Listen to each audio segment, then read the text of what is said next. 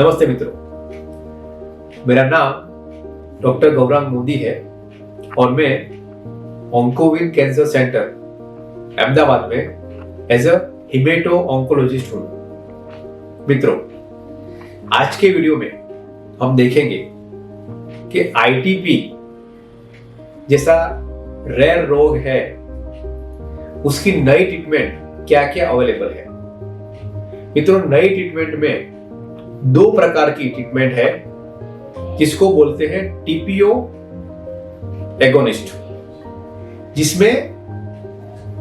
जिसमें एक गोली है, उसका नाम है अल्ट्रोपैक, और दूसरा एक इंजेक्शन है जिसको बोलते हैं रोमिप्लोस्टिम। सबसे पहले मैं गोली के बारे में बात करता हूं। गोली का नाम है अल्ट्रोमोपैक।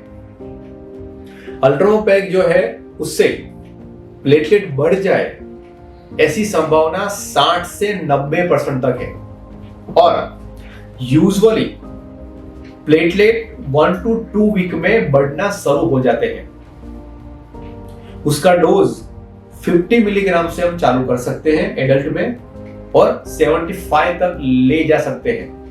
अगर पेशेंट को 3 वीक 4 वीक तक रिस्पॉन्स नहीं आया तो हम ये दवा बंद कर सकते हैं, और कुछ पेशेंट में रिस्पॉन्स नहीं आता है तो दूसरे टीपीओ एंटागोनिस्ट है, दूसरे टीपीओ एगोनिस्ट है, उसमें हम जा सकते हैं।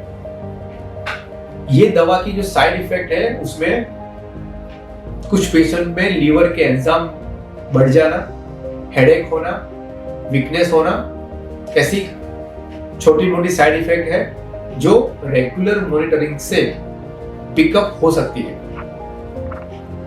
अल्ट्रोमोपैक जो ड्रग है उसका एक मेन पिकुलर पॉइंट ये है कि आपको ये दवा भूखे पेट लेनी चाहिए, यानी कि खाने के 4 घंटे बाद, और अगर भूखे पेट है तो एटलीस्ट 2 घंटा भूखा रहना चाहिए आपको, उसके बाद ही गोली लेनी चाहिए। अगर आपने खाना खा लिया, गोली भी खा ली, तो उसकी इफेक्ट बॉडी में कम हो जाएगी। और ये ड्रग ऐसी है जिसमें लॉन्ग टर्म रेमिशन, यानी कि अगर दवा बॉडी में नहीं है, अगर आपने दवा बंद भी कर दिया तो कुछ पेशेंट में, जैसे 15-20% पेशेंट में ऐसा देखा गया है कि ये आईटीपी को क्योर करती है। बेसिकली उसका मैकेनिज्म ये है कि बोन मैरो में से जो प्लेटलेट बनने की जो प्रोसेस है उसको वो बढ़ाती है। दूसरी ड्रग जिसका नाम है रोमिप्लोस्टिम, ये एक चमड़ी वाला इंजेक्शन है जो हफ्ते में एक बार हम देते हैं। उसका डोज 1 माइक्रोग्राम से लेके 10 माइक्रोग्राम पर केजी, और उसकी भी मेजर कोई साइड इफेक्ट नहीं है, एक्सेप्ट कुछ पेशेंट में इंजेक्शन साइड पे कुछ इचिंग होना या पेन होना, हेडेक होना, डायरिया होना, ऐसे रेयर साइड इफेक्ट हैं। लेकिन ये drug most of the patient में टॉलरेट करती है, और उसका जो रिस्पॉन्स है वो 60 से 90% तक होता है।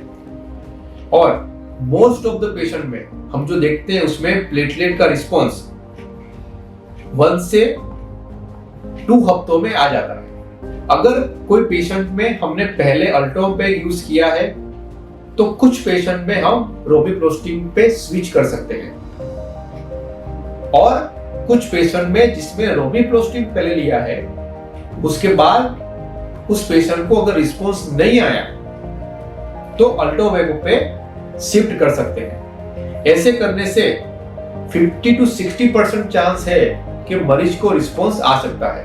ये जो ड्रग है उसको स्टीरॉयड नहीं है, यानी कि ये ड्रग की स्टीरॉयड जैसी साइड इफेक्ट नहीं है, और रिस्पॉन्स रेट स्टीरॉयड से जैसा या तो ज्यादा है। और दूसरा पॉइंट ये है कि ये लॉन्ग टर्म क्योर करता है कुछ मरीज में। तो मित्रों, आज की वीडियो में जो हमने देखा, नई 2 ड्रग है। फर्स्ट है अल्ट्रोमोपैक और सेकंड ड्रग है रोमिप्लोस्टिम। नमस्ते मित्रों।